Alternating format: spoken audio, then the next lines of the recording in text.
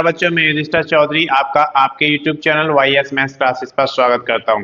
बच्चों, आज इस वीडियो में हम लेकर आए कि नॉर्थ फ्रंटियर रेलवे में रिक्रूटमेंट निकाली गई है RRC गुवाहाटी के थ्रू, जिसमें आपका ऑनलाइन एप्लीकेशन की अगर हम बात करते हैं तो प्रारंभ तिथि 4/11/2024 यानी कि 4 नवंबर 2024 से शुरू हो चुके हैं। अंतिम तिथि की अगर बात करते हैं तो 3/12/2024 यानी कि 3 दिसंबर 2024 तक आप इसका ऑनलाइन एप्लीकेशन भर सकते हैं। इसके बाद हम बात करते हैं कि आवेदन शुल्क हर कैटेगरी का अलग अलग होता है। तो यहाँ पर अगर आवेदन शुल्क की हम बात करते हैं तो अनरिजर्व ओबीसी को 100 रुपये देना है। अनरिजर्व यानी कि जो सामान्य जाति में आते हैं, ओबीसी अदर बैकवर्ड कास्ट जिन्हें हम अन्य पिछड़ा वर्ग कहते हैं, अगर आप उनसे बिलोंग करते हैं तो आपको 100 रुपये इसका एप्लीकेशन चार्ज देना होगा। अगर बात करते हैं अन्य की या फिर महिलाओं की तो उनसे कोई आवेदन शुल्क इसका नहीं लिया जाएगा। अगर आप जनरल या ओबीसी के अलावा एससी एसटी या अदर किसी भी कास्ट में आते हैं तो आपसे कोई यहाँ पर आवेदन शुल्क नहीं लिया जाएगा, और अगर आप महिला कैंडिडेट हैं तब भी आपसे कोई आवेदन शुल्क नहीं लिया जाएगा। इसके बाद बात करते हैं कि आपका जो एप्लीकेशन फीस है वो कब तक जमा करना है आपको, तो 3/12/2024 तक आपको अपना आवेदन शुल्क जमा करना है। उसके बाद आप आवेदन शुल्क जमा नहीं कर सकते। इसके बाद बात करते हैं आयु की, तो आयु 15 वर्ष से 24 वर्ष होनी चाहिए। तो आपकी जो मिनिमम आयु है 15 वर्ष होनी चाहिए और ज्यादा से ज्यादा की अगर बात करें तो 24 वर्ष होनी चाहिए। और ये कब कैलकुलेट की जाएगी आपकी, 3/12/2024 यानी कि 3 दिसंबर 2024 को आप 15 वर्ष से कम नहीं होने चाहिए और 24 वर्ष से ज्यादा नहीं होने चाहिए आपकी एज। अगर बात करते हैं कि छूट, तो NFR RRC के नियम के अनुसार जो भी छूट आपको दी जाती है वो छूट आपको मिलेगी। अब ये छूट जिस जिस कैटेगरी में दी जाती है वो सारी छूट यहाँ पर दी जाएंगी। बात करते हैं यहाँ पर योग्यता की, तो 10th और ITI यानी कि आपने 10th किया हुआ है और उसके साथ साथ उस ट्रेड में आपने ITI किया है जिसमें आप एप्लीकेशन भरना चाहते हैं तो आप इसके लिए एलिजिबल हैं और आप इसका ऑनलाइन एप्लीकेशन कर सकते हैं। इसके बाद बात करते हैं संबंधित ब्रांच में, यानी कि ITI आपको उसी ब्रांच में है जिसमें आप फिल करना चाहते हैं तो आप इसके लिए एलिजिबल हैं। कुल पदों की अगर संख्या की बात करें तो 5,647 पद यहाँ पे दिए गए, जो कि एक बहुत बड़ी वैकेंसी होती है अप्रेंटिस के लिए। इसमें से अगर आप बात करते हैं वर्कशॉप, ये कटिहार के लिए है। कटिहार में आपके 812 अप्रेंटिस की रिक्रूटमेंट निकाली गई है जो कि आपके वर्कशॉप के लिए जाएंगे। इसके बाद आप बात करते हैं अलीपुरद्वार की, तो अलीपुरद्वार में 413 अप्रेंटिस की यहाँ पर वैकेंसी निकाली गई है। उसके बाद जब बात करते हैं हम रंगिया, तो रंगिया में 435 वैकेंसीज निकाली गई हैं। उसके बाद बात करते हैं हम लॉन्गडिंग की, तो लॉन्गडिंग में आपके 950 वैकेंसीज हैं। 300 की अगर बात करें तो यहाँ पर 580 वैकेंसी निकाली गई हैं। और बंगाई गांव की अगर हम बात करते हैं तो वर्कशॉप के लिए बंगाई गांव में वर्कशॉप के लिए यहाँ पर वैकेंसी है जो कि 982 वैकेंसी यहाँ पे निकाली गई है। इसके बाद बात करते हैं हम डिब्रूगढ़ की, तो डिब्रूगढ़ में यहाँ पर वर्कशॉप के लिए 814 अप्रेंटिस की जरूरत है।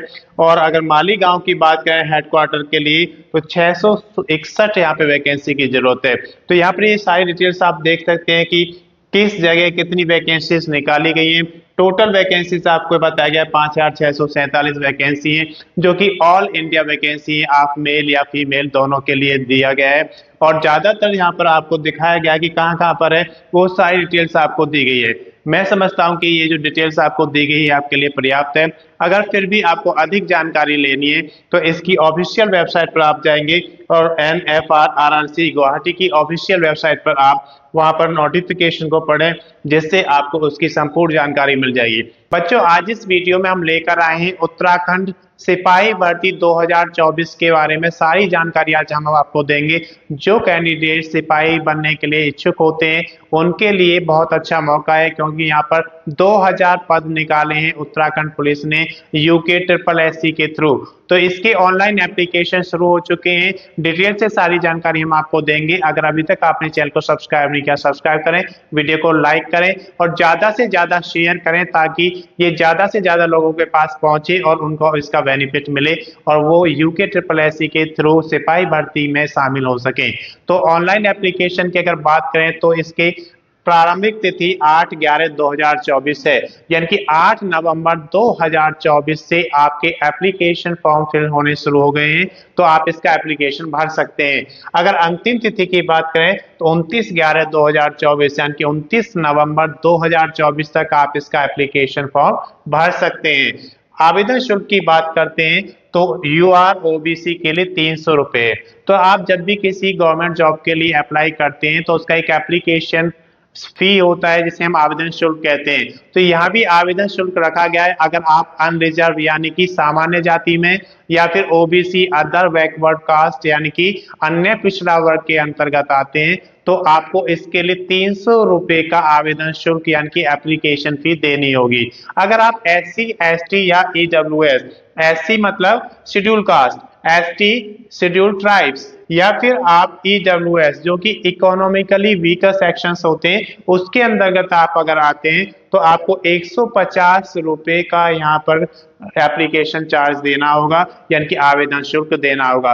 और ये आवेदन शुल्क आप कब तक जमा कर सकते हैं तो आप यहाँ पर देख सकते हैं 29/11/2024 यानी कि 29 नवंबर 2024 इसकी लास्ट डेट है। आप तब तक इसका एप्लीकेशन फॉर्म जमा कर सकते हैं और उसकी फीस जमा कर सकते हैं। आप इसमें ऑनलाइन भी करा सकते हैं, क्रेडिट और डेबिट कार्ड का भी ऑप्शन आपको दिया गया है। इसके बाद बात करते हैं आयु की। तो जब भी आप गवर्नमेंट जॉब देखते हैं तो उसमें एज का एक क्राइटेरिया होता है। तो यहाँ पर एज का क्राइटेरिया आपका रखा गया है 18 से 22 वर्ष, यानी कि जो आपकी आयु है वो 18 वर्ष से कम नहीं होनी चाहिए और 22 वर्ष से ज्यादा नहीं होनी चाहिए। और कब ये चेक किया जाएगा आपका 1/7/2024 यानी कि 1 जुलाई 2024 को आपकी जो आयु है वो 18 वर्ष से कम नहीं होनी चाहिए और 22 वर्ष से ज्यादा नहीं होनी चाहिए। लेकिन अगर आप ऐसी कैटेगरी के अंदर आते हैं जहां पर आयु में छूट दी जाती है तो यहाँ भी आयु में छूट दी जाएगी। वो यूके SSC के नियम के अनुसार जो भी छूट आपकी दी जाती है वो इसमें भी आपको छूट दी जाएगी। इसके बाद बात करते हैं योग्यता की। तो आपके पास 10+2 यानी कि 12th आप पास होने चाहिए किसी भी रिकॉग्नाइज्ड यूनिवर्सिटी या किसी भी रिकॉग्नाइज्ड बोर्ड के थ्रू आपके पास 10+2 का सर्टिफिकेट होना चाहिए, तभी आप इस फॉर्म को फिल करने के लिए एलिजिबल हैं अगर आप 10+2 पास कर चुके हैं। इसके बाद अगर बात करें एग्जाम डेट की तो जो इसका एग्जाम कंडक्ट कराया जाएगा 15/6/2025 यानी कि 15 जून 2025 को इसका एग्जाम कंडक्ट कराया जाएगा जिसमें आप पार्टिसिपेट करेंगे। फिर बात करते हैं कुल पदों की। तो कुल पद यहाँ पर 2000 दिए गए हैं जिनमें से सिविल सिपाही अलग रखे गए हैं और उसमें से PAC और IRB के जो कैंडिडेट्स हैं उनको अलग रखा गया है। तो सिविल में यहाँ पर 1600 वैकेंसी दी गई है और अगर IRB और PAC की बात करते हैं तो 400 वैकेंसी यहाँ पे दी गई है। तो टोटल मिलाकर 1600 + 400 2000 वैकेंसी है जो सिपाही के लिए बहुत बड़ी वैकेंसी है यहाँ पर यूके में।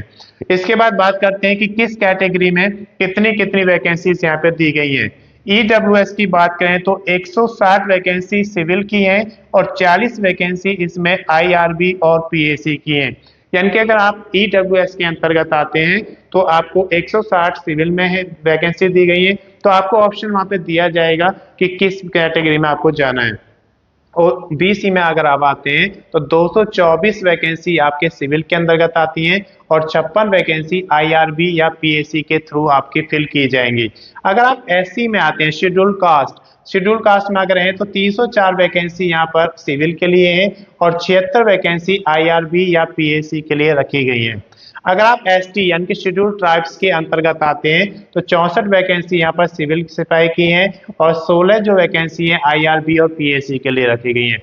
लेकिन अगर आप अनरिजर्व यानी कि सामान्य जाति यानी कि आप जनरल कैटेगरी में आते हैं तो उस केस में जो आपको वैकेंसी दी गई है 848 यहाँ पर सिविल में रखी गई है और 212 वैकेंसी IRB या PAC के अंतर्गत दी गई हैं। तो इस तरीके से कैटेगरी वाइज मैंने आपको यहाँ पर बताया कि किस कैटेगरी में कितनी वैकेंसीज हैं और कितने आपके सिविल में हैं, कितने आपके PAC या फिर IRB में भरे जाएंगे। उसके बाद बात करते हैं PET का मतलब होता है फिजिकल एफिशिएंसी टेस्ट। इस टेस्ट के थ्रू आपको क्या करना होता है, आपका फिजिकल चेक किया जाता है, आपकी हेल्थ चेक की जाती है। तो इस चेकअप में क्या होगा, आपका सबसे पहले चेक की जाती है ऊंचाई। तो अगर आप अनरिजर्व, ओबीसी, एससी यानी कि सामान्य जाति, अन्य पिछड़ा वर्ग या फिर शेड्यूल कास्ट से अगर आप आते हैं तो आपकी हाइट 165 सेंटीमीटर होनी चाहिए। अगर इससे कम आपकी हाइट है तो आप इसका फॉर्म फिल करने के लिए एलिजिबल नहीं है। अगर आप पहाड़ी क्षेत्र में आते हैं तो 160 सेंटीमीटर हाइट होनी चाहिए। पहाड़ी क्षेत्र के जो लोग होते हैं उनकी हाइट थोड़ी कम होती है, 5 सेंटीमीटर का रिलैक्सेशन से यहाँ पे ऊंचाई में भी मिलता है। तो एसटी जो है यहाँ पर 157.5 सेंटीमीटर। अगर आप शेड्यूल ट्राइब्स में आते हैं, जनजातियों में आते हैं, तो यहाँ पर आपकी हाइट 157.5 सेंटीमीटर मांगी गई है। अगर आप इतनी हाइट रखते हैं तो आप इसका फॉर्म फिल करने के लिए एलिजिबल हैं। सीना की बात करें, चेस्ट, तो 78.8 से 83.8 सेंटीमीटर होना चाहिए अगर आप अनरिजर्व, ओबीसी या एससी के अंतर्गत आते हैं। अगर आप सामान्य जाति के छात्र हैं या फिर आप अन्य पिछड़ा वर्ग के छात्र हैं या फिर आप शेड्यूल्ड कास्ट के छात्र हैं तो आपका जो सीना है 78.8 सेंटीमीटर सीना चौड़ा होना चाहिए। और अगर आपका एक्सपेंशन करने के बाद 83.8 सेंटीमीटर आ जाता है तो आप उसके लिए एलिजिबल हैं, क्योंकि जो सीना होता है उसमें फुलाव चेक किया जाता है। अगर फुलाव 5 सेंटीमीटर से कम रहता है तो आपको उसके लिए एलिजिबल नहीं माना जाता है।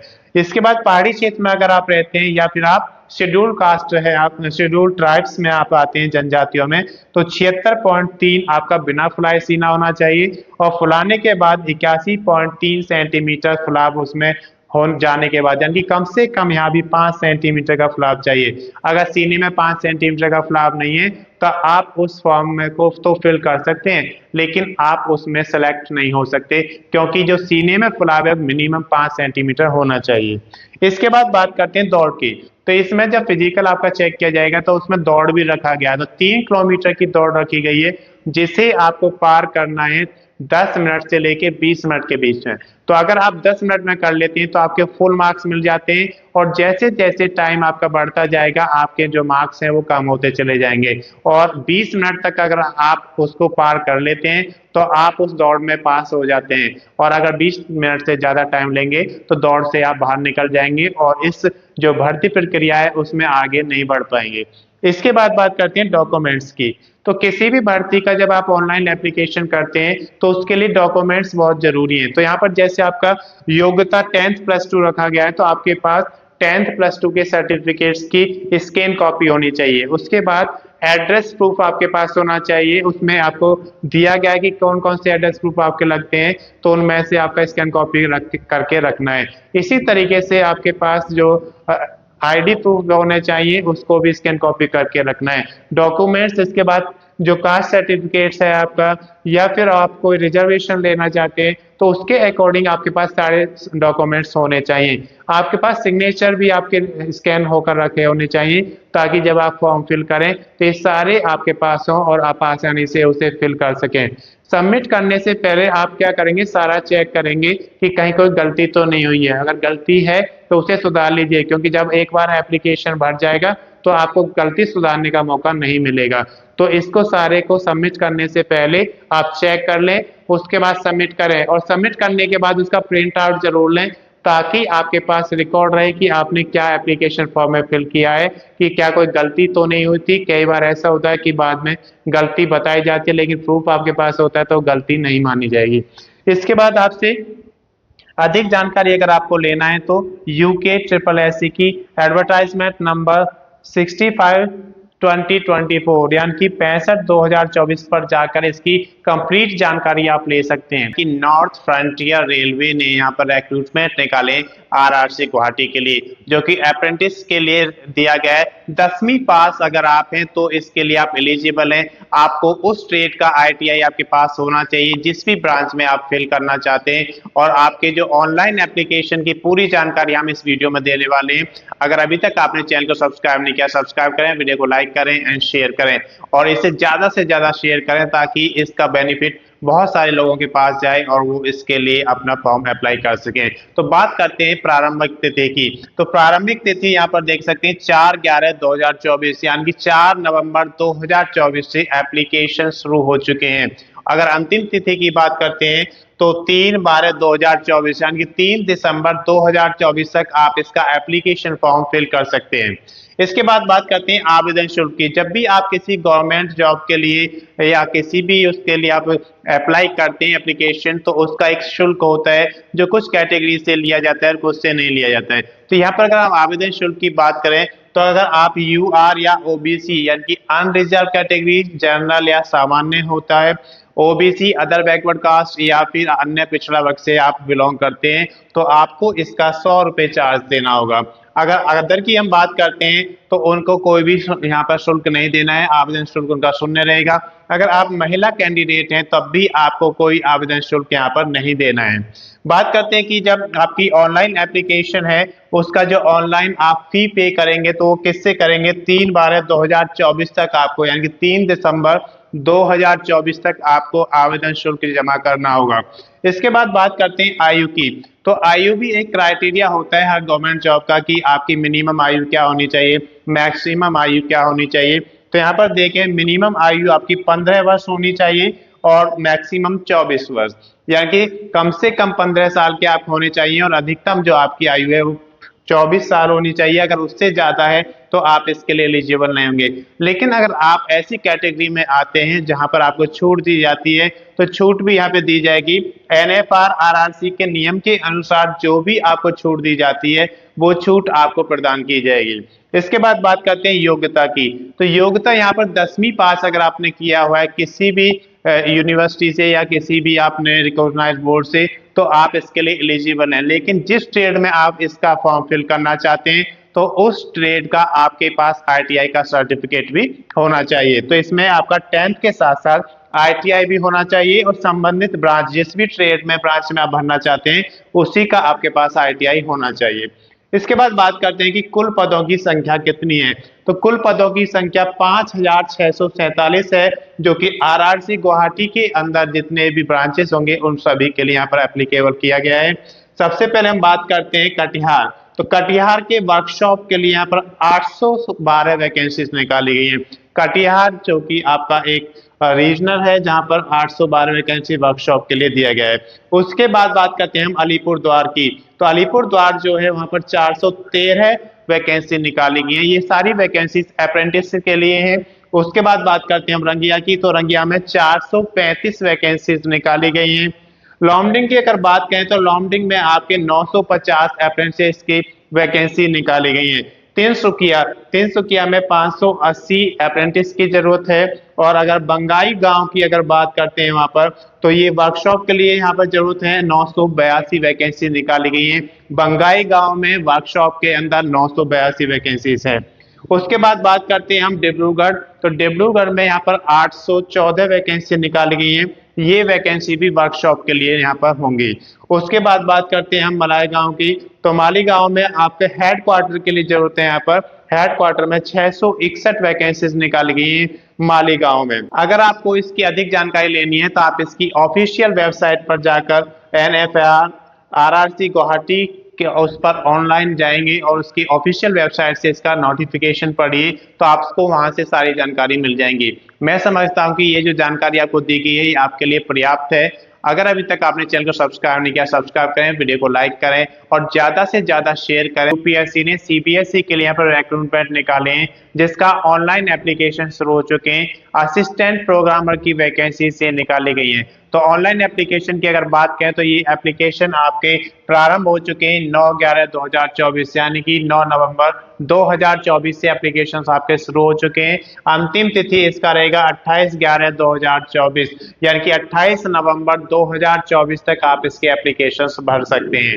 इसके बाद बात करते हैं आवेदन शुल्क की। तो अगर आप अनरिजर्व ओबीसी ईडब्ल्यूएस यानी कि आप सामान्य जाति या इकोनॉमिकल वीक सेक्शन में आते हैं या फिर ओबीसी के कैंडिडेट हैं तो आपको यहाँ पर चार्ज देना पड़ेगा 25 रुपए का एप्लीकेशन चार्ज। और अगर आप इनके अलावा SC ST में आते हैं या फिर आप महिला कैंडिडेट्स हैं तो आपको इसके लिए कोई भी आवेदन शुल्क नहीं देना पड़ेगा।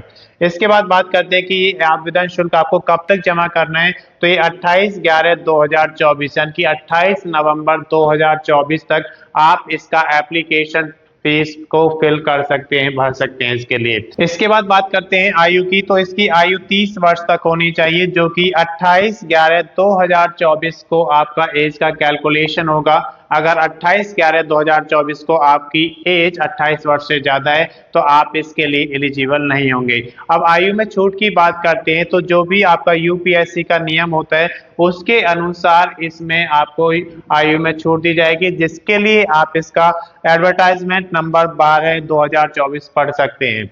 बात करते हैं योग्यता की। तो योग्यता इसमें मास्टर इन कंप्यूटर एप्लीकेशन होना चाहिए, इनकी MC आपके पास होना चाहिए, या फिर BE आपका होना चाहिए, बैचलर इन इंजीनियरिंग, या BTech बैचलर इन टेक्नोलॉजी, या फिर CS के साथ होना चाहिए, BCA यानी कि बैचलर इन कंप्यूटर एप्लीकेशन आपके पास डिग्री है, या फिर PG डिप्लोमा आपके पास होना चाहिए। तो आपकी जो योग्यता है वो इसके लिए एलिजिबल आप हो जाएंगे। इसके बाद देख सकते हैं कि कुल पदों की संख्या, कुल पदों की संख्या यहाँ पर 27 दी गई है, जो कि आपका असिस्टेंट प्रोग्रामर की वैकेंसीज हैं। तो 27 वैकेंसी यहाँ पे दी गई है।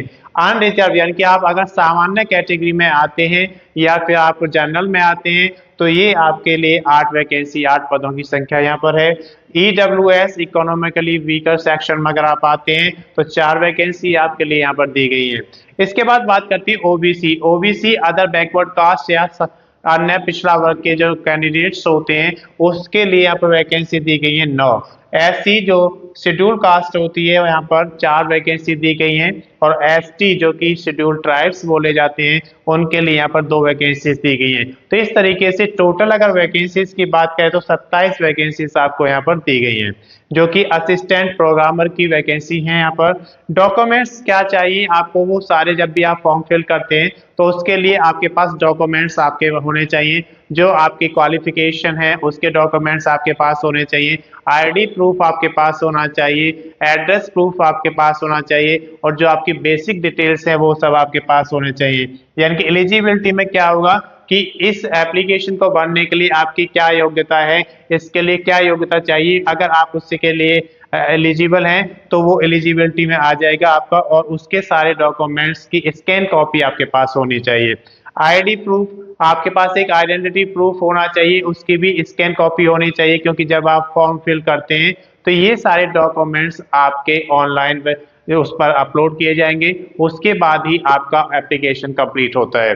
इसके बाद एड्रेस प्रूफ, आपके पास एड्रेस का भी प्रूफ होना चाहिए और उसकी स्कैन कॉपी आपके पास होनी चाहिए। सिग्नेचर, आपके लेटेस्ट सिग्नेचर होने चाहिए और उसका भी आपके पास स्कैन कॉपी होना चाहिए। बेसिक डिटेल्स में आपका, जैसे आपका नाम क्या है, पेरेंट्स का नाम क्या है, जो जो डिटेल्स आपसे वहां में डेट ऑफ बर्थ पूछता है तो वो सारी डिटेल्स उसमें आपको फिल करना होता है, उसे हम बोलते हैं बेसिक डिटेल्स। इसके अलावा आपको प्रिंट, जो आपको रीप्रिंट करना है, फाइनल जो प्रिंट आपका होगा, लास्ट प्रिंट वो 29/11/2024 तक आप कर सकते हैं। इसके बाद जो प्रिंट आप लेना चाहेंगे तो आपका प्रिंट नहीं होगा वहां पर। तो जब भी आप कोई एप्लीकेशन फॉर्म फिल करते हैं, जब वो कंप्लीट हो जाता है तो उसका आपको प्रिंट आउट लेना होता है, तो आप उसका फाइनल प्रिंट यहाँ पर रीप्रिंट जो होगा, लास्ट डेट उसकी रहेगी 29/11/2024। इसके अलावा भी अगर कोई आपको अधिक जानकारी की यहाँ पर जरूरत पड़ती है तो आप अधिक जानकारी के लिए UPSC की ORA एडवर्टाइज नंबर 12/2024 चेक करेंगे, इस पर आपको इसकी सारी डिटेल्स मिल जाएंगी। ITBP ने यहाँ पर सब इंस्पेक्टर, हेड कांस्टेबल और कांस्टेबल के लिए रिक्रूटमेंट निकाले हैं, जिसकी ऑनलाइन एप्लीकेशन की अगर हम बात करें तो 15/11/2024 से शुरू हो चुके हैं, यानी कि 15 नवंबर 2024 से आपके एप्लीकेशन शुरू हो चुके हैं। लास्ट डेट की अगर बात करें तो 14/12/2024, 14 दिसंबर 2024 तक आप इसके एप्लीकेशन फॉर्म भर सकते हैं। तो ये एक बहुत ही बड़ी वैकेंसी है जो कि ऑल इंडिया के लिए यहाँ पर निकाली गई है, मेल और फीमेल दोनों कैटेगरीज में यहाँ पर निकाली गई है। तो SI, हेड कांस्टेबल और कांस्टेबल का यहाँ पर टेली कम्युनिकेशन के लिए यहाँ पर वैकेंसीज निकाली गई हैं। इसके बाद बात करते हैं आवेदन शुल्क की। तो आवेदन शुल्क यहाँ पर SI के लिए अलग रखा गया है, हेड कांस्टेबल और कांस्टेबल के लिए अलग रखा गया है। SI की अगर बात करें तो अगर आप अनरिजर्व, OBC, EWS यानी कि आप अगर सामान्य जाति, अन्य पिछड़ा वर्ग या इकोनॉमिकली वीकर सेक्शन में आते हैं तो आपको यहाँ पर 200 रुपये का चार्ज देना होगा। अगर आप SC, ST और एक्स सर्विसमैन में आते हैं, यानी कि आप शेड्यूल कास्ट या शेड्यूल ट्राइब्स या फिर आप एक्स सर्विसमैन के कैंडिडेट हैं, तो आपको यहाँ पर कोई आवेदन शुल्क नहीं देना होगा। अगर हम महिलाओं की बात करते हैं तो महिलाओं के लिए कोई आवेदन शुल्क इसमें नहीं है। अब बात करते हैं हेड कांस्टेबल और कांस्टेबल की। अगर आप हेड कांस्टेबल या कांस्टेबल का एप्लीकेशन भरना चाहते हैं तो उसके लिए आपको 100 रुपये का चार्ज देना होगा। अगर आप अनरिजर्व, OBC या EWS के अंतर्गत आते हैं, यानी कि आप सामान्य जाति में आते हैं, अन्य पिछड़ा वर्ग में आते हैं या फिर इकोनॉमिकली वीक सेक्शन के अंतर्गत आते हैं, तो आपको उसके लिए 100 रुपये का चार्ज देना होगा। अगर महिलाओं की बात करें, चाहे आप SI के लिए फिल कर रहे हैं, चाहे SC के लिए कर रहे हैं, हेड कांस्टेबल के लिए या कांस्टेबल के लिए, तो महिलाओं को यहाँ पर कोई भी आवेदन शुल्क नहीं देना है। लेकिन अगर कोई विद्यार्थी इसके लिए SI का भी भरना चाहता है, हेड कांस्टेबल का भरना चाहता है और कांस्टेबल का भी भरना चाहता है, तो सभी के लिए आवेदन शुल्क आपको अलग अलग देना पड़ेगा। यानी कि SI के लिए 200 रुपये अलग होंगे, हेड कांस्टेबल के लिए 100 रुपये अलग से आपका चार्ज होगा, और अगर आप कांस्टेबल का भी भरना चाहते हैं तो फिर 100 रुपये उसका अलग से लगेगा। तो कुल मिलाकर यहाँ पर 400 रुपये का चार्ज लगेगा अगर आप SI, हेड कांस्टेबल और कांस्टेबल तीनों का भरना चाहते हैं। इसके बाद बात करते हैं आयु की। तो आयु जो यहाँ पर मिनिमम रखी गई है 18 वर्ष आपकी होनी चाहिए। अगर आपकी आयु 18 वर्ष से कम है तो आप इसके लिए एलिजिबल नहीं होंगे। इसके बाद बात करते हैं कि आपकी आयु की गणना कब की जाएगी। तो 14/12/2024 यानी कि 14 दिसंबर 2024 को आपकी आयु कम से कम 18 वर्ष होनी चाहिए। उसके बाद बात करते हैं छूट की। तो जो भी ITBP नियम के अनुसार छूट दी जाती है तो वो छूट इसमें भी दी जाएगी आपको। अगर SC, ST, OBC जिसमें जितना छूट दिया जाता है वो आपको इसके नियम के अनुसार दिया जाएगा। इसके बाद बात करते हैं योग्यता की। तो यहाँ पर 10th, 12th, स्नातक और ITI सभी के लिए मौका दिया गया है। अगर आप कांस्टेबल का फिल करना चाहते हैं तो 10th के साथ साथ आपके पास ITI होना जरूरी है, और अगर 12th में आप भरना चाहते हैं तो PCM होना जरूरी है, और स्नातक में भी आपका PCM होना जरूरी है। अगर आप SI का फिल करना चाहते हैं तो वहां पर भी आपका स्नातक में PCM मांगा गया है।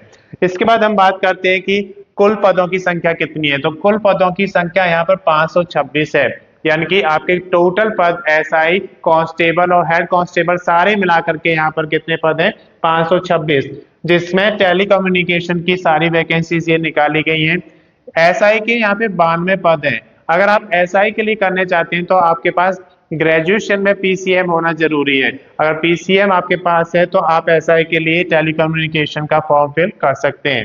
हेड कांस्टेबल जिसके 383 पद है, यहाँ पर सबसे ज्यादा पद जो दिए गए हैं वो हेड कांस्टेबल के लिए दिए गए। तो जो हेड कांस्टेबल है उसकी योग्यता इन्होंने 12th पास रखा है, जिसमें PCM की जरूरत है, और अगर आपने 10th किया है तो उसमें आपके पास ITI होना जरूरी है। तो 10th प्लस ITI आप है उस ट्रेड में जिसमें आपको फिल किया जाना है, या फिर 12th के साथ PCM है तो आप हेड कांस्टेबल का एप्लीकेशन भर सकते हैं। तो यानी कि जो SI है वो PCM में आपका ग्रेजुएशन होना चाहिए, और हेड कांस्टेबल की बात करें तो यहाँ पर 12th PCM में होना चाहिए, या फिर 10th के साथ साथ ITI अगर आपके पास है तो आप इसका एप्लीकेशन फॉर्म फिल कर सकते हैं। कांस्टेबल की अगर बात करें तो 51 पद कांस्टेबल के दिए गए, जिसकी आपकी योग्यता सिर्फ 10th पास अगर आप हैं तो इसका कांस्टेबल का आप एप्लीकेशन फॉर्म भर सकते हैं। अब बात करते हैं PST फिजिकल स्टैंडर्ड टेस्ट और PET फिजिकल एलिजिबिलिटी टेस्ट। इन दोनों की अगर बात करें तो यहाँ पर मेल और फीमेल के लिए अलग अलग रखा गया है, SI के लिए अलग रखा गया है, और हेड कांस्टेबल कांस्टेबल के लिए अलग रखा गया है। बात करते हैं ऊंचाई की। तो ऊंचाई 170 सेंटीमीटर या फिर 165 सेंटीमीटर, ये आपके छूट के अकॉर्डिंग दी गई है कि आपको कितना छूट मिलता है। तो आपका अगर जनरल का है तो 170 सेंटीमीटर यहाँ पर होता है। अगर आप गढ़वाली, कुमायूं वगैरह से आते हैं तो 165 सेंटीमीटर आपके हाइट रखा गया है। कुछ केसेस में यहाँ पर 162.5 भी रखा गया है। तो वो आप इसका नोटिफिकेशन अच्छे से जब फिल भरेंगे तो उससे पहले नोटिफिकेशन पढ़ लीजिए, और उसमें आपको ये सारी जानकारी मिल जाएगी। अगर सीना की बात करें तो 80 से 85 जो नॉर्मल मांगा गया है 80 सेंटीमीटर होना चाहिए, और फुलाने के बाद 85 होना चाहिए। लेकिन अगर आपको छूट मिलती है तो 78 से 83, ये कुमायूं गढ़वाली जो होते हैं उनके लिए रखा गया है। बिना फुलाए 78 सेंटीमीटर और फुलाकर 83 सेंटीमीटर होना चाहिए। इसके अलावा जो अदर छूट्स हैं वो आप उसमें देख सकते हैं जब आपको यहाँ पर पढ़ना होगा, उसके लिए आईटीबीपी का नोटिफिकेशन जो है उसे आप पढ़ेंगे। अब बात करते हैं दौड़ की, तो दौड़ 1.6 किलोमीटर 7.5 मिनट में आपको पार करना है, एसआई के लिए है। और एसआई के लिए और क्या जरूरी है, आपके पास 1600 मीटर तो आपको 7.5 मिनट में करना है, और 100 मीटर की रेस करना है 16 सेकंड में। अगर आप मेल कैंडिडेट हैं तो 16 सेकंड का समय दिया गया है, और अगर फीमेल कैंडिडेट हैं तो आपको 18 सेकंड का समय यहाँ पे दिया गया है। इसके बाद अगर बात करते हैं आप पीईटी की कि आपका हेड कांस्टेबल या कांस्टेबल का है, तो उसमें 7.5 मिनट में आपको 1600 मीटर का डिस्टेंस कवर करना होगा दौड़कर। लॉन्ग जंप की बात करें तो 11 फीट होना चाहिए, और अगर यही महिलाओं की बात करते हैं तो 9 फीट मांगा गया है, जिसमें आपको 3 अटेम्प्ट में ये पूरा करना होगा। अगर आपने पहले अटेम्प्ट में कर लिया तो बाकी 2 अटेम्प्ट की जरूरत नहीं है, तो अगर आपने पहले 2 अटेम्प्ट में नहीं कर पाए तो तीसरे अटेम्प्ट में आपको ये करना ही पड़ेगा, नहीं तो आप इससे बाहर हो जाएंगे। तो 3 अटेम्प्ट आपको मिलेंगे लॉन्ग जंप के लिए, जिसे हम कहते हैं लंबी कूद। तो महिलाओं के लिए 9 फीट और पुरुषों के लिए 11 फीट रखा गया है। हाई जंप जिसे हम ऊंची कूद कहते हैं, तो इसके लिए भी 3 अटेम्प्ट, आपको 3 चांस मिलते हैं।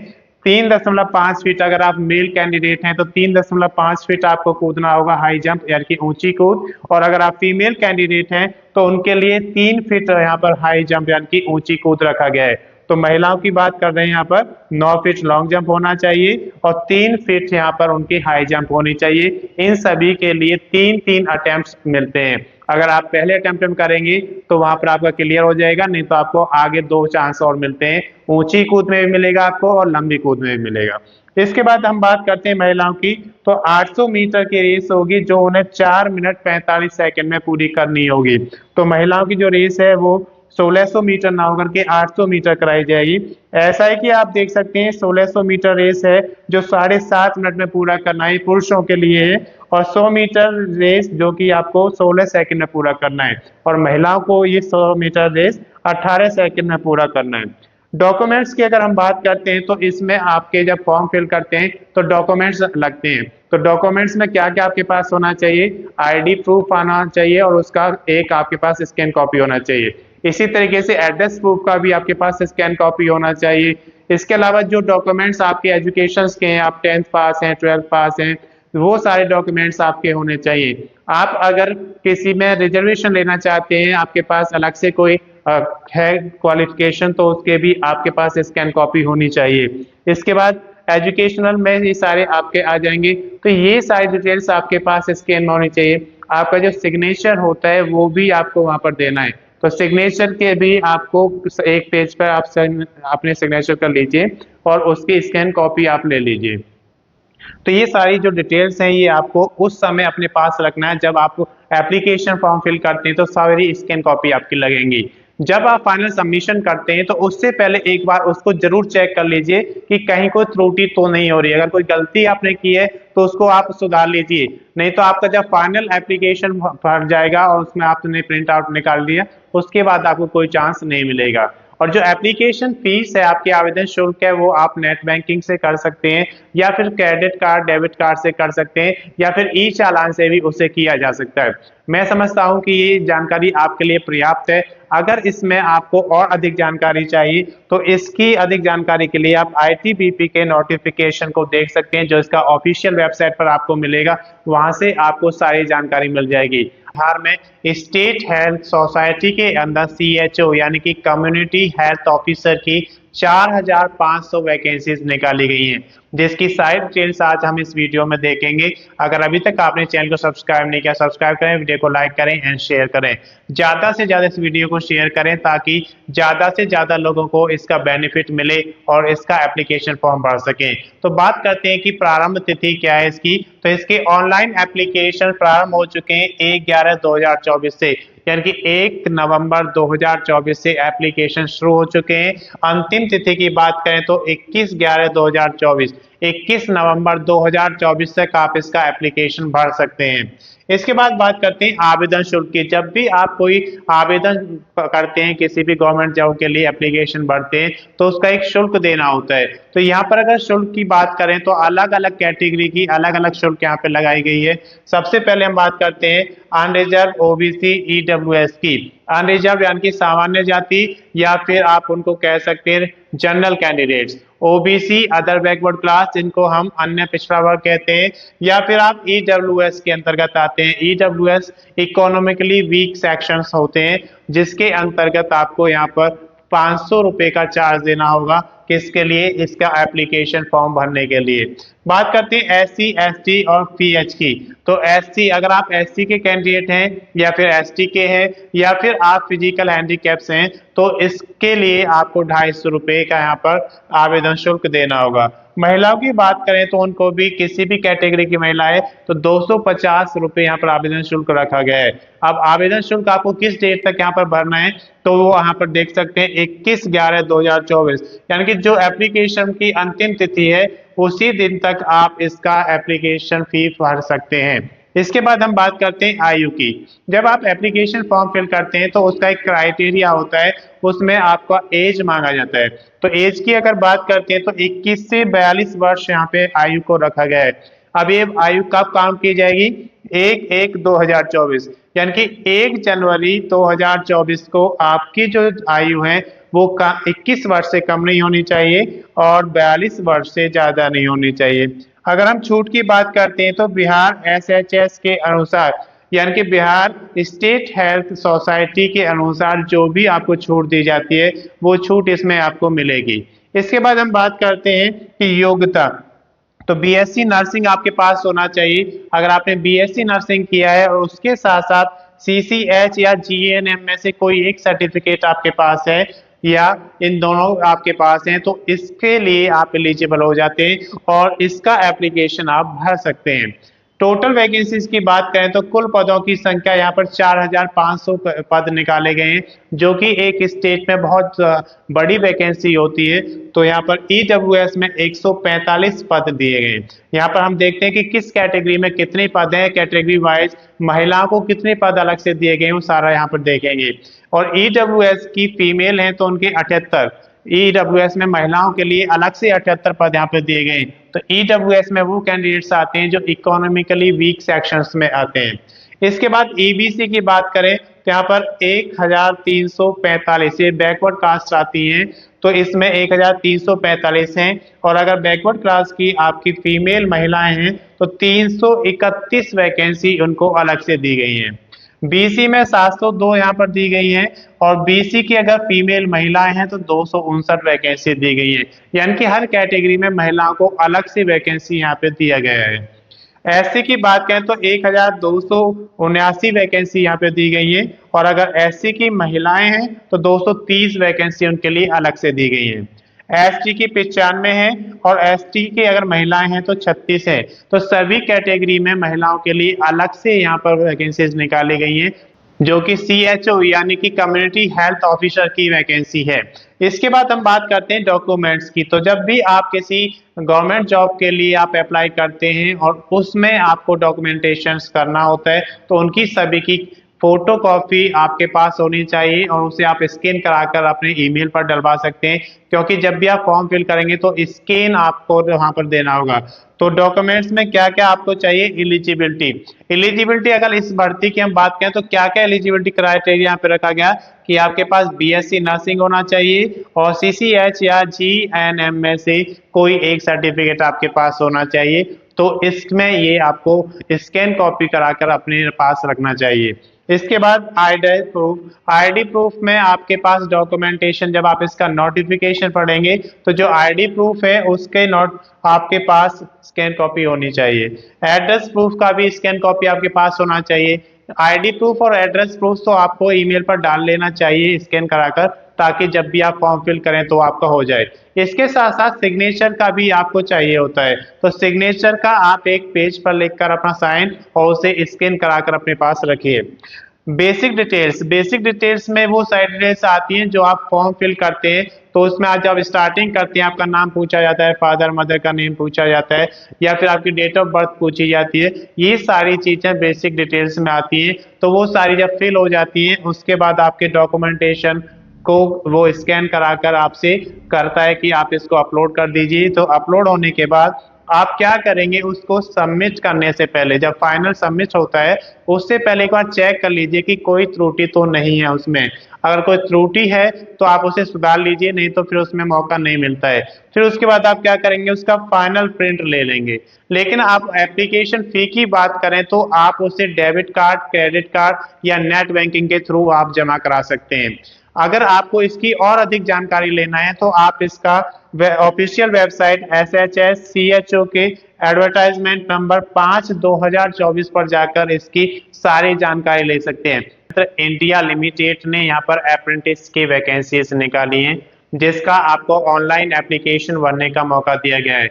ये ITI और नॉन ITI दोनों कैंडिडेट्स के लिए दिया गया है।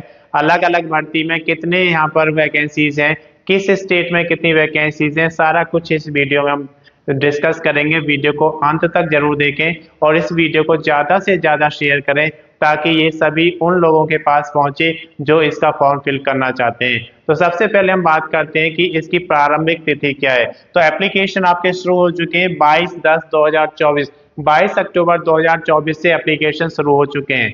अंतिम तिथि की बात करें 21/11/2024, यानी कि 21 नवंबर 2024 तक आप इसका एप्लीकेशन फॉर्म भर सकते हैं।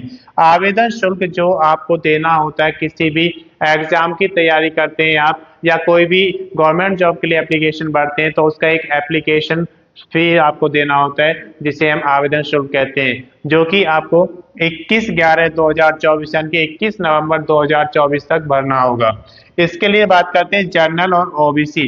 अगर आप जनरल में आते हैं या फिर OBC में आते हैं तो आपको इसके लिए 200 रुपये का आवेदन शुल्क देना होगा। अगर आप SC ST PH या एक्स सर्विसमैन हैं, SC मतलब schedule caste, ST schedule tribes या फिर जनजाति भी बोलते हैं, PH फिजिकली हैंडीकेप्स अगर हैं या फिर एक्स सर्विसमैन है तो आपको 100 रुपये का चार्ज यहाँ पर देना पड़ेगा। अगर आप महिला कैंडिडेट्स हैं, चाहे आप किसी भी कैटेगरी में आती हैं, तो आपको यहाँ पर 100 रुपये का चार्ज देना पड़ेगा। अब बात करते हैं कि आयु की। तो जो इसमें आयु रखा गया है वो 14 वर्ष से लेकर 18 वर्ष तक रखा गया है, यानी कि आपकी जो आयु है मिनिमम 14 साल होनी चाहिए और ज्यादा से ज्यादा 18 साल होनी चाहिए। इसके बाद छूट की बात करते हैं तो आयु में छूट जो होगी आपकी वो यंत्र इंडिया लिमिटेड जो आपकी ये कंपनी है इसी के अकॉर्डिंग आपको दी जाएगी। यंत्र इंडिया लिमिटेड के नियम के अनुसार जो आयु में छूट दी जाती है वो आपको मिलेगी। योग्यता की अगर बात करें तो यहाँ पर 10th मांगा गया है। 10th में आपके अगर 50% मार्क्स हैं तो आप इसके लिए एलिजिबल हैं नॉन ITI की वैकेंसीज के लिए। और अगर ITI में आपको जाना है तो 50% के साथ साथ आपको ITI या फिर NCVT का सर्टिफिकेट आपके पास होना चाहिए, जिस ट्रेड में आप अपना एप्लीकेशन भरना चाहते हैं उस ट्रेड का। इसके बाद बात करते हैं टोटल वैकेंसीज की। तो कुल पद यहाँ पर 3883 पद हैं, जो कि आपके दोनों ग्रेड के लिए हैं, वो ITI वालों के लिए और नॉन ITI वालों के लिए। तो ITI वालों के यहाँ पर 2498 पद हैं, यानी कि अगर आपने ITI किया हुआ है तो आप 2498 पदों के लिए आवेदन कर सकते हैं। अगर आप नॉन ITI हैं तो 1385 पद यहाँ पर नॉन ITI के लिए दिया गया है, जो सिर्फ 10वीं पास है और 50% मार्क्स उनके पास हैं। लेकिन इसमें एक कंडीशन है कि मैथ्स और साइंस में 40% जरूर होने चाहिए। ट्रेड वाइज अगर यहाँ पर देखें कि किस स्टेट में कितनी वैकेंसीज हैं तो वो यहाँ पर आप देख सकते हैं। उत्तर प्रदेश में टोटल 318 वैकेंसी यहाँ पे दिखाई गई है। बिहार की अगर बात करें तो 20 वैकेंसी यहाँ पर है। यहाँ पर चंडीगढ़ की बात करते हैं तो 11 वैकेंसी है। मध्य प्रदेश में सबसे ज्यादा वैकेंसीज में से एक है मध्य प्रदेश, जहां पर 839 वैकेंसी दी गई है। अगर उत्तराखंड की बात करते हैं तो 155 वैकेंसी हैं। महाराष्ट्र में सबसे ज्यादा वैकेंसी है 1622। ओडिशा की अगर बात करते हैं तो 135 वैकेंसी यहाँ पे दी गई है। तमिलनाडु में 122 वैकेंसी है और वेस्ट बंगाल यानी कि पश्चिम बंगाल की बात करें तो 385 वैकेंसीज यहाँ पर दी गई हैं। इसके बाद हम बात करते हैं कि 58th बैच होगा किसका, ITI और नॉन ITI के लिए। यंत्र इंडिया लिमिटेड का ये 58वां बैच है जो नॉन ITI और ITI होल्डर्स के लिए अप्रेंटिस कराएगा। डॉक्यूमेंट्स की अगर बात करते हैं तो आप जब भी कोई फॉर्म फिल करते हैं तो आपके पास डॉक्यूमेंट्स की आपके पास स्कैन कॉपी होनी चाहिए, जिससे कि आप उन्हें अपलोड कर सकते हैं। तो क्या क्या डॉक्यूमेंट्स आपके पास होने चाहिए? आईडी प्रूफ होना चाहिए आपके पास, एड्रेस प्रूफ होना चाहिए, आपके पास सर्टिफिकेट्स होना चाहिए 10th का, और उसके बाद ITI का भी आपके पास सर्टिफिकेट होना चाहिए, NCVT का सर्टिफिकेट होना चाहिए। ये सारी कॉपीज आपके पास स्कैन कॉपीज होनी चाहिए ताकि आप इनको अपलोड कर सकें। उसके बाद उसमें आपको बेसिक डिटेल्स चाहिए। जब भी आप फॉर्म फिल करते हैं तो उसमें बेसिक डिटेल्स आपकी भरी जाती है, जैसे आपका नाम क्या है, डेट ऑफ बर्थ क्या है, फादर का नेम क्या है। तो ये सारी डिटेल्स आपके पास पहले से ही होनी चाहिए, और एक सिग्नेचर आपका होना चाहिए। जब आप इसको अपलोड करेंगे वहां पर, तो सिग्नेचर आपका स्कैन कॉपी होना चाहिए, सिग्नेचर भी आपका जाता है। तो ये सारी चीजें आपके पास अगर है तो उसको आप फिल कर देंगे। जब आपका फॉर्म फिल हो जाता है तो उसके बाद आपको फाइनल सबमिशन का मार्क आता है कि आपको सबमिट करना है। उससे पहले आप चेक कर लें सारी डिटेल्स कि आपका जो फॉर्म फिल हुआ है वो सही है कि गलत है। अगर कहीं गलती हो रही है तो आप उसे सुधार सकते हैं, लेकिन जब आपका फाइनल सबमिशन हो जाएगा तो आप उसमें कोई सुधार नहीं कर सकते। फाइनल सबमिशन के बाद आप क्या करेंगे, उसका एक प्रिंट आउट ले लेंगे, जिससे कि आपके पास रिकॉर्ड रहे कि आपने क्या एंट्रीज करी थी। उसके बाद आपको करना क्या है, अगर ये डिटेल्स आपके लिए पर्याप्त नहीं है तो आप इसकी ऑफिशियल वेबसाइट पर भी जाकर अधिक जानकारी ले सकते हैं। यंत्र इंडिया लिमिटेड की ऑफिशियल वेबसाइट पर जाइए और वहां पर उसका नोटिफिकेशन पढ़ेंगे तो आपको इसकी कंप्लीट जानकारी मिल जाएगी। मैं समझता हूं कि ये जानकारी आपके लिए पर्याप्त है। अगर अभी तक आपने चैनल को सब्सक्राइब नहीं किया, सब्सक्राइब करें, वीडियो को लाइक करें एंड शेयर करें। इस वीडियो को ज्यादा से ज्यादा शेयर करें ताकि लोगों के पास ज्यादा से ज्यादा ऑप्शंस मिलें और वो इस भर्ती में शामिल हो जाएं। धन्यवाद।